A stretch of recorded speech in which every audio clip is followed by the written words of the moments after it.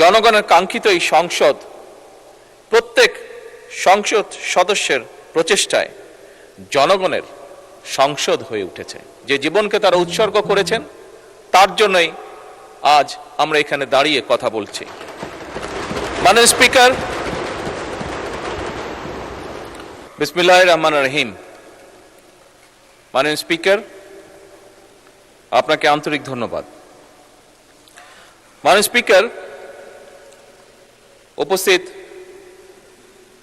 এই মহান সংসদের সকল সদস্যবৃন্দ, আমরা আজকে জাতীয় সংসদের দ্বিতীয় অধিবেশন এবং প্রথম বাজেট অধিবেশন শেষ করতে যাচ্ছি।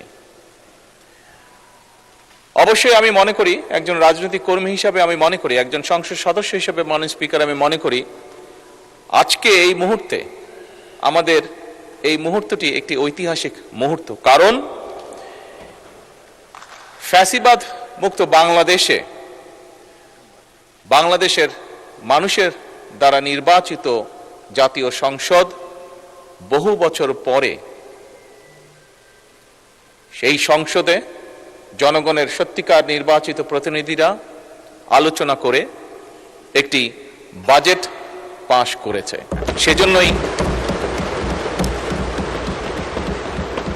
সেজন্যই মাননীয় স্পিকার, এই মুহূর্তটি একটি ঐতিহাসিক মুহূর্ত। মাননীয় স্পিকার, বাজেট অধিবেশনের যেদিন বাজেট পাশ হয় সেদিন আমার বক্তব্যে আমি বলেছিলাম আমাদের উদ্দেশ্য, সরকারের উদ্দেশ্য এবং সরকারের লক্ষ্য ছিল এমন একটি বাজেট উপস্থাপন করা, এমন একটি বাজেট তৈরি করা যেটিকে আমরা বলতে পারি জনগণের জন্য জীবন বান্ধব বাজেট। মাননীয় স্পিকার, অতীতে আমরা দেখেছি অধিকাংশ সময়, সব সময় না হলে অধিকাংশ সময় বাজেট উপস্থাপনের পরেই বিভিন্ন রাজনৈতিক দল, বিভিন্ন সমাজের বিভিন্ন শ্রেণী পেশার মানুষ কিভাবে তাদের রিয়াকশনগুলো জানিয়েছিল। বাট এই বছর আমরা বাজেট উপস্থাপনের পরে বাজেট নিয়ে যে সকল সংগঠন বিভিন্ন সময় চুলচেরা বিশ্লেষণ করে থাকে, আলহামদুলিল্লাহ, আল্লাহর রহমতে তারাও বলেছে যে এই বাজেটটি অনেকটাই জনবান্ধব। এই বাজেটকে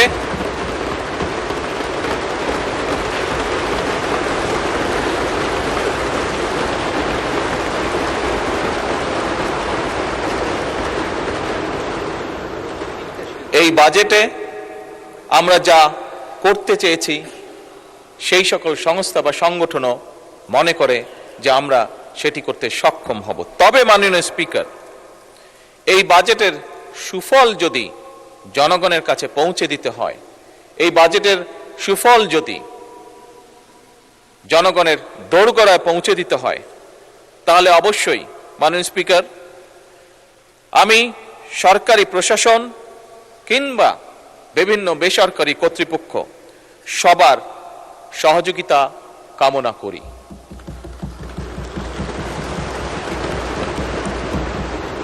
মাননীয় স্পিকার, আমি এই সংসদের সকল সংসদ সদস্য এবং দেশের গণতান্ত্রিককামী জনগণকে আন্তরিকভাবে ধন্যবাদ জানাতে চাই। কারণ জনগণের কাঙ্ক্ষিত এই সংসদ প্রত্যেক সংসদ সদস্যের প্রচেষ্টায় জনগণের সংসদ হয়ে উঠেছে। আজও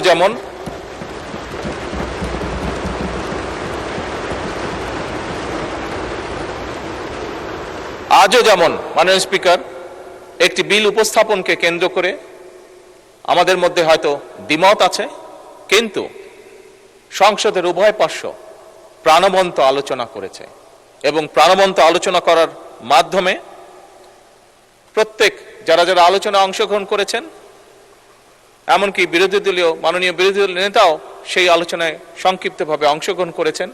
এই আলোচনার মাধ্যমে যে যার চিন্তা উপস্থাপন করতে সক্ষম হয়েছেন। মাননীয় স্পিকার, এটাই হচ্ছে গণতন্ত্রের সৌন্দর্য, এটাই হচ্ছে সংসদীয় গণতন্ত্রের মাধুর্য। মাননীয় স্পিকার, আপনার মাধ্যমে আমি সকল সংসদ সদস্যকে এই অধিবেশনে অংশগ্রহণ করে আমরা গণতান্ত্রিকভাবে যে প্রত্যেকটি সিদ্ধান্ত গ্রহণ করতে পেরেছি তার জন্য আমার পক্ষ থেকে আমি সকলকে আন্তরিকভাবে ধন্যবাদ জানাই।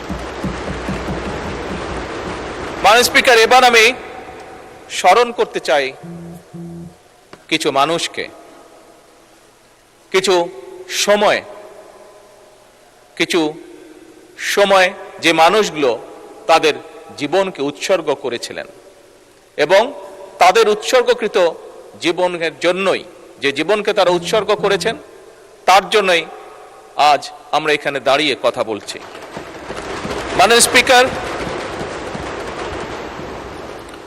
আমি স্মরণ করতে চাই 1971 সালে স্বাধীনতা অর্জনের যুদ্ধে যে সকল মুক্তিযোদ্ধা শহীদ হয়েছেন।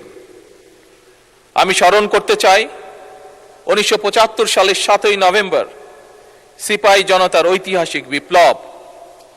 আমি স্মরণ করতে চাই 2013 সালের শাপলা চত্বরে গণহত্যার যে সকল ব্যক্তি শহীদ হয়েছেন। স্মরণ করতে চাই 1990 সালের স্বৈরাচারী বিরোধী আন্দোলনে যে সকল রাজনৈতিক কর্মী শহীদ হয়েছেন, যারা বিভিন্নভাবে ক্ষতিগ্রস্ত হয়েছেন। স্মরণ করতে চাই 2009 সালের বিডিআরে বিদ্রোহের নামে যে হত্যাযজ্ঞের কালো অধ্যায় যে অফিসাররা শহীদ হয়েছেন।